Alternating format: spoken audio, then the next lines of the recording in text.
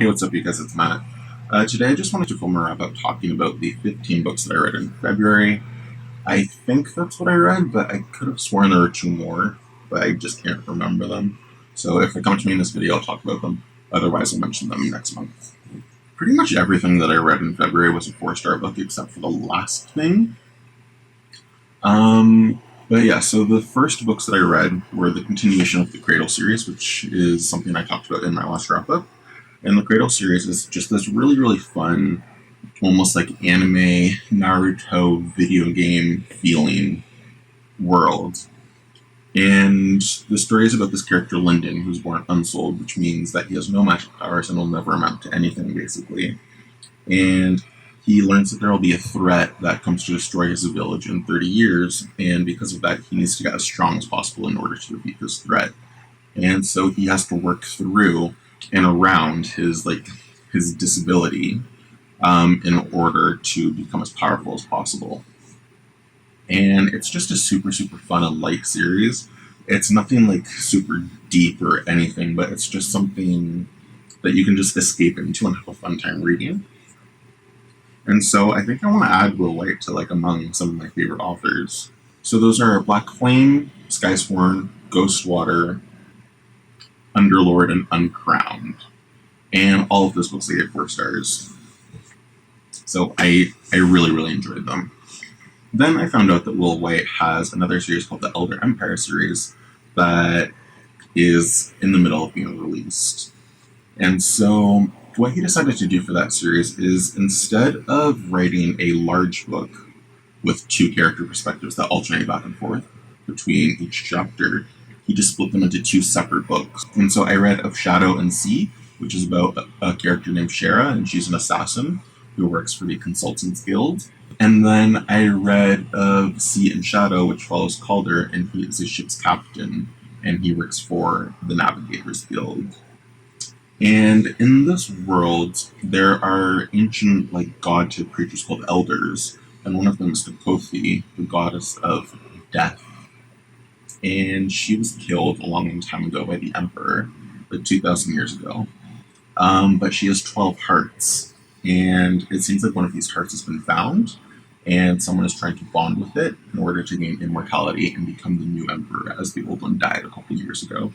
And his entire empire, it encompasses the entire world, is starting to fracture apart. And so Calder is on the side of the people that want to install a new emperor, and Shara is on the side of the people who want to let the empire crumble into its own separate countries, essentially. And it's just a really great series. I think I like Cradle more in terms of just how fun and fast it is, because the Elder Empire series feels a little bit more serious. But they're both really fantastic, and I'd highly recommend them. And so Of Sea and Shadow I rated 4 stars, and Of Shadow and Sea I gave 5 stars, because I really, really enjoyed that one. I love anything to do with assassins, so I had a good time reading that. After that, I read King of Crows by Libet Ray. This is the 4th and final book in the Diviners series. The first one being the Diviners, then we have Layer of Dreams. The third one is Before the Devil Breaks You, which I think is such a fantastic title. I absolutely love that title. And then the last one is King of Crows. This is a kind of paranormal urban fantasy that takes place in the 1920s in New York City. And the overarching plot of this series is that there's a man named Jake Marlowe. He's an entrepreneur in New York with a lot of money, and he's created this machine to tear open a rent between the worlds in order to harness the unlimited energy in the world of the dead. However, the world of the dead is commanded by the King of Crows, who actually reminds me a lot of Papa Legba from Voodoo, which is something I find super cool. They're described the exact same way. He basically is Papa Legba. But that's kind of what our characters are dealing with in this book. And our characters are all diviners. They have different kind of powers. Evie has a psychometry, so she can pick up an object and read its past. Beta can start fires with her hands. Memphis is a healer, etc. And so this is the 4th and final book in the series, and I thought it was a really good conclusion It's not my favorite book in the series, but I did really enjoy it overall. I kind of wish that it would stuck with the New York setting and kept our characters more together, just closer. Um, because in this book, our characters are divided into different groups.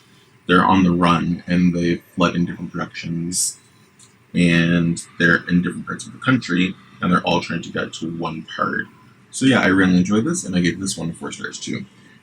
After that, I read Mazes of Power by Juliet Wade.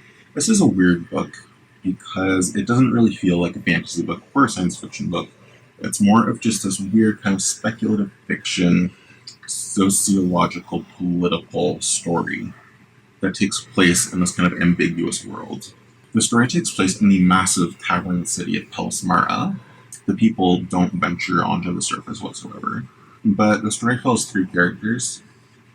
We follow Tigrit, who's 17 years old, and we follow his younger 15-year-old brother Nicantor, who's a bit of a sociopath and reminds me a lot of Calamomus, Kellis' son in the Aspect Emperor and Prince of Nothing series. Because he's very neuroatypical, he's paranoid, kind of cruel, can't be touched, obsessed with certain things, and whatnot. And then the last character we follow is Alarin, and Alarin is from a different caste, because this world has a highly stratified society and all these different caste systems. And so Alarin is of the servant caste, and he is Tigrit and Nicantor's mother's new servant. So the nobles in this world are all very inbred, and because of that, they're susceptible, extremely susceptible to this disease that will ravage them, but basically leaves the other castes alone. And this disease gets out in the beginning of the book and kills 21 people in just a couple of days.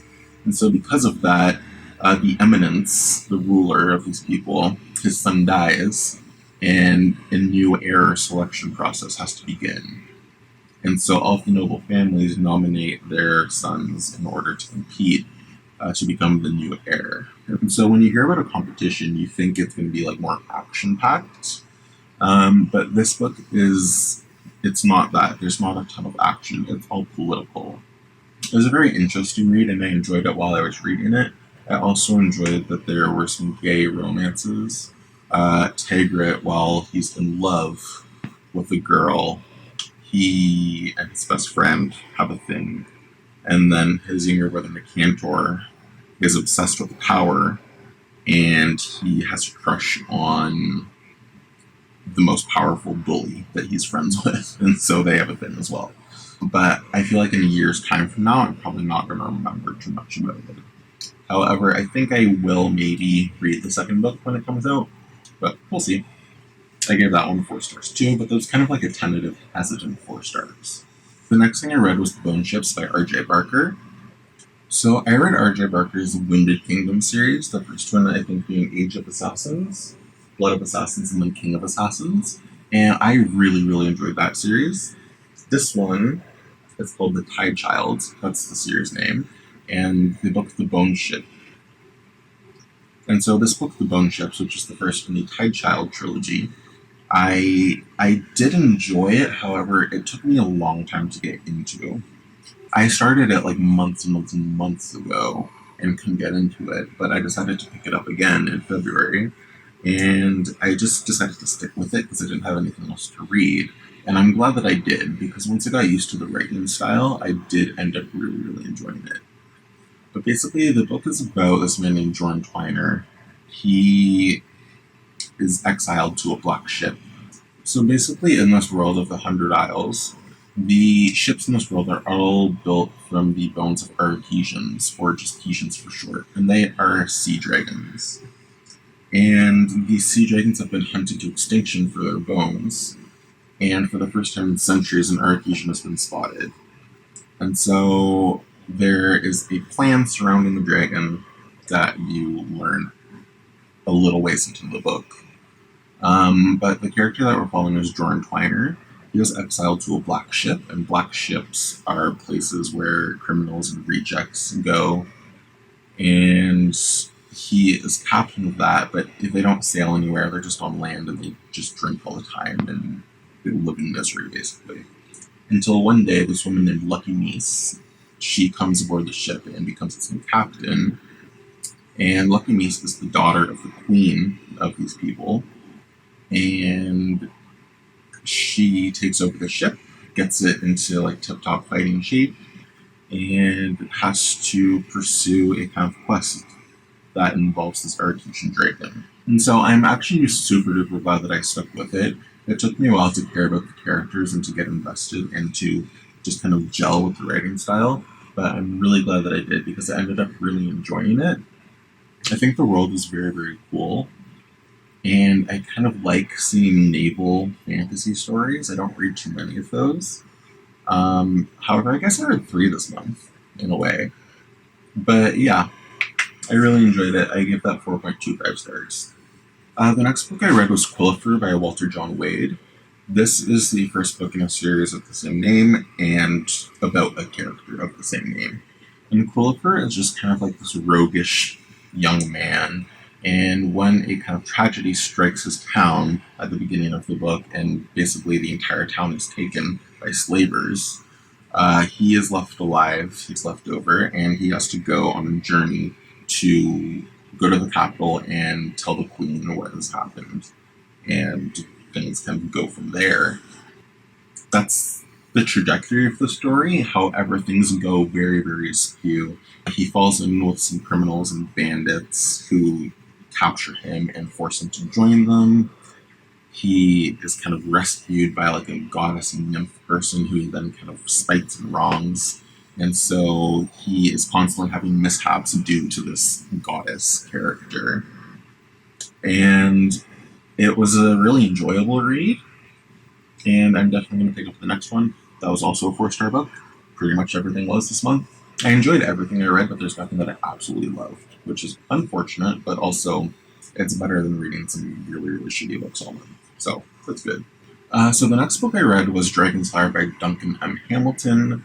This is a book about a character named Guillaume de Villebeauve, and he used to be a member of the King's Personal Guard. However, he was exiled and disgraced years ago, and now he just spends all his time back on his estate, just drinking and being miserable. Until one day, someone comes to fetch him and bring him to the capital. And on his way there, he rescues a young barmaid named Solène, who has been accused of being a witch. And he rescues her because it seems like a misunderstanding, and like it was just some shitty man who accused her of being a witch for rejecting him. And so she is freed and goes with him, and then he finds out that she actually is a witch.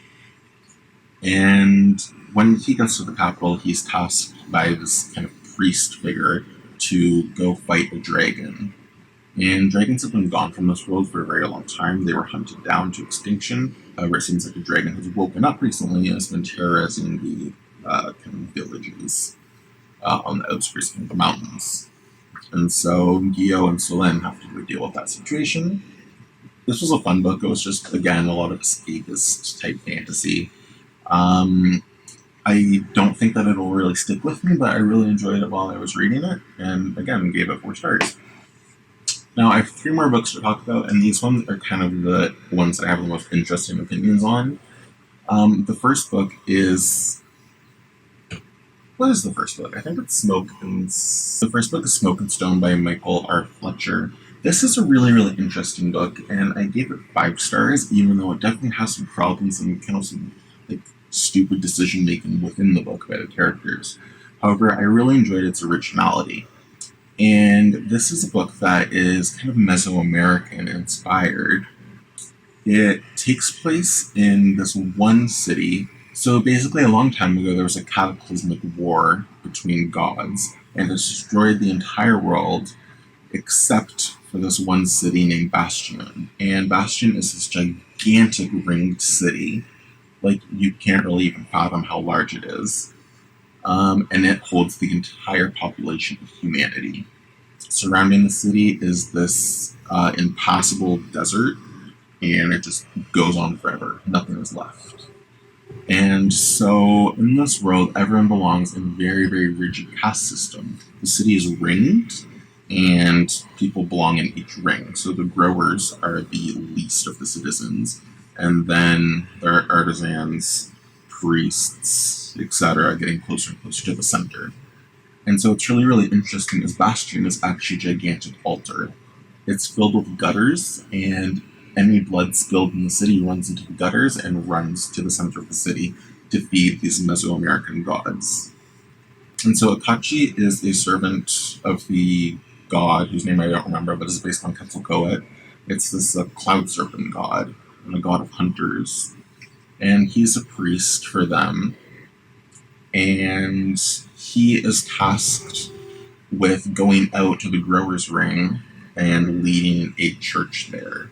And he has a dream where he sees this young woman who is going to bring about huge disaster, basically. And so his task in the Growers Ring is to find her and to hunt her down because the hunter god, the Cloud Serpent, has bid that of him.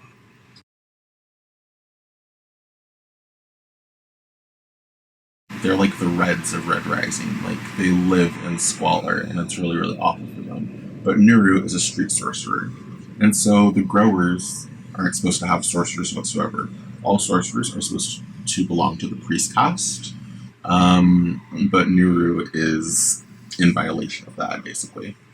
And so Nuru, at the beginning of the book, communicates with this death goddess who bids her to basically change the status quo because Mother Death has been exiled from the city for years, ever since losing the God War and being usurped by her husband, who's taken his place as the God of Death. And she wants back in. She wants back into the city. And so she's acting through Nuru to do this. And basically, these two characters, and so basically Nuru and her gang, are just kind of spark a revolution and really change the status quo, as the city of Bastion has remained exactly the same for the last 20,000 years, basically. And so this was a really, really interesting book. It wasn't really like anything that I'd read before, or I will say that there is trigger warning for drug use. All of the sorcerers in this world, they rely on drugs in order to wield magic. A little bit like the Poppy War, in a sense. But yeah, this was just a really, really interesting book. And it was really nice and refreshing. And so I gave that book 5 stars, and I really highly recommend it. It was awesome. The next book I read was Ordination by Daniel M. Ford. This is one that I also really, really enjoyed. I gave that 5 stars as well. And yeah, so this was a book that I also had started like over a year ago, and I just couldn't get into. Tried to get into it again another time, but it just wasn't the right time. And so I finally got into the book and finished the book this month, and I really enjoyed it too.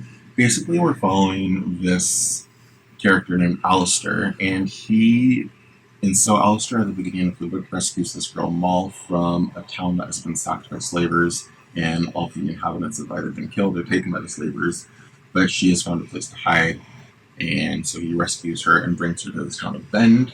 There he meets this woman named Ingen Marta, who he hires to guard the girl while he goes out to deal with these slavers to kill them and free her townspeople. And after doing that, they go back to their village, and Alistair deals with the situation and then follows shortly after. And in everything that he does, he actually attracts the notice of a goddess who's been gone from the world for millennia. She's called the Mother, and she notices his actions and decides to kind of make him the leader of her new religion.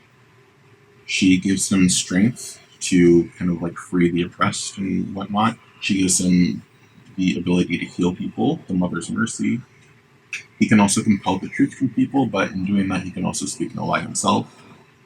And basically, she tasks him to go forth and kind of right wrongs, bring justice, bring compassion, bring mercy, all of those like motherly goddess type things that you'd expect. She also takes notice of the companions surrounding him.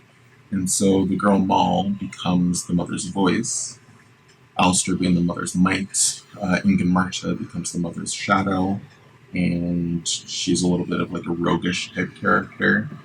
And then they just kind of go on adventures, kind of righting wrongs and kind of gathering new people to this new religion and gathering new companions to their own party. And they also And so these new people also kind of can get powers from the goddess as well. And so it's just really surprising that I like this because there are a few things that I hate more than like moral righteousness, idealism, nobility, honor, duty, just like all of those kind of concepts I just don't really fuck with. And so it's really surprising that I like this paladin character who is just this white knight going around saving all of these problems, bringing justice to everyone. But the reason that I think that I like it is because I'm super, super interested in how religions begin. Like, if I could time travel, I would go back and see how Christianity started. I'd go a few years forward and see how it kind of had evolved and grown, and then it keeps skipping forward to see how it grew into what it is now, this massive like thought form egregore thing that it is. And yeah, that's something that interests me, and so reading about the religion being started, I found pretty fascinating. And so I'm a third of the way into book two, and I'm really enjoying that. So it's really great. And then the final book that I read in February was The Wolf of Ornyaro by K.S. Veloso. This is a book that I had really, really high hopes for. I was super excited by the premise of it.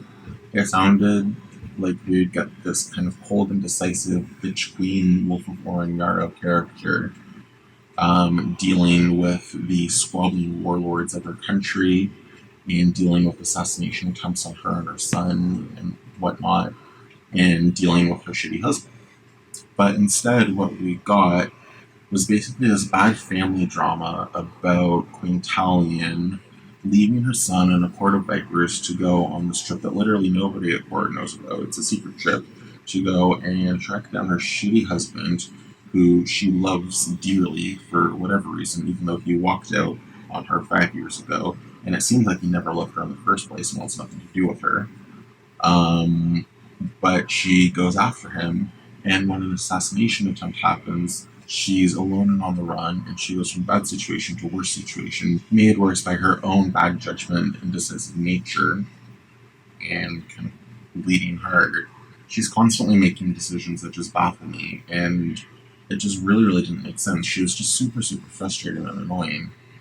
And the problem is that the book could have been so, so, so good. It was an interesting world, it was good writing, good characterization, just of a bad character. And so the story we should have got is Queen Talion tracking down her husband before he can murder their son because he doesn't believe the son is his, and tracking him down before he can get in contact with the warlords who hate her and want to dethrone her. And that would have been a really interesting story. And in that story, we could have got flashbacks to everything that happened in book one in order to flesh out what was going on and why she was making the decisions she was making.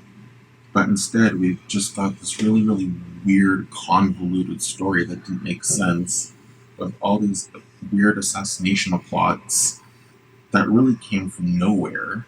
So we got the story of this woman who has no business being queen, who loves this shitty man and is doing everything she can to find him, even though he wants nothing to do with her.